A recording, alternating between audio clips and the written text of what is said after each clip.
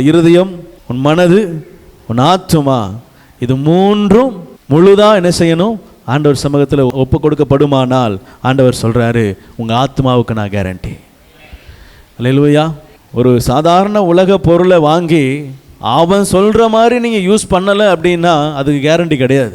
செல்லை வாங்குறீங்க, 1 வருஷம் கேரண்டி, தண்ணியில் போட்டால் கேரண்டி கிடையாது. ஆக்சிடென்ட் ஆகி ஏதாவது டயரில் வச்சு உடஞ்சா சுக்குநூறு ஆனால் கேரண்டி கிடையாது. சில பொருள்கள்லாம் சில காலத்தான் கேரண்டி, அதுக்கப்புறம் கேரண்டி கிடையாது. ஆனால் ஆண்டவர் சொல்கிறாரு, உன் லைஃப் லாங்க்கு நான் கேரண்டி, ஆனால் இதை நான் சொல்கிற மாதிரி தான் என்ன செய்யணும், நீ நடக்கணும். அல்லேலூயா. என் ஆயுசு முழுவதுக்கும் ஒருத்தர் கேரண்டி பண்ணுறாரு. அவர் ரொம்ப எளிமையாக சொல்கிறாரு, உன் இருதயத்தை எனக்கு உன் முழு சிந்தையோடு இடத்துல அன்பு கோரு, உன் முழு பலத்தோடு இடத்துல அன்பு கோரு. கவனிங்க, முழு பலம் ஆண்டவரிடத்துல அநேக நேரத்தில் காணாமல் போயிடுது.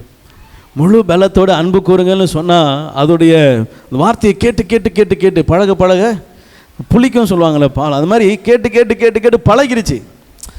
ஆமாம், அதான் சொல்லுவாங்க, அப்பா சொல்லுவாங்க, ஆமாம் அப்படி தான் சொல்லுவாங்க, நம்ம ஆட்டுக்கு அப்படி தான் இருக்கிறோம் அப்படின்னு அப்படி தான் என்ன செய்கிறாங்க. இப்போ அது அப்படியே பழக்க கிறிஸ்தவங்களாக இப்போ மாறிட்டோம். முதல்ல பாரம்பரிய கிறிஸ்தவங்களாக இருந்தாங்க, அப்புறம் கொஞ்சம் கொஞ்சம் மாறி கொஞ்சம் ஆவிக்குள்ளே வந்த மாதிரி இருந்துச்சு.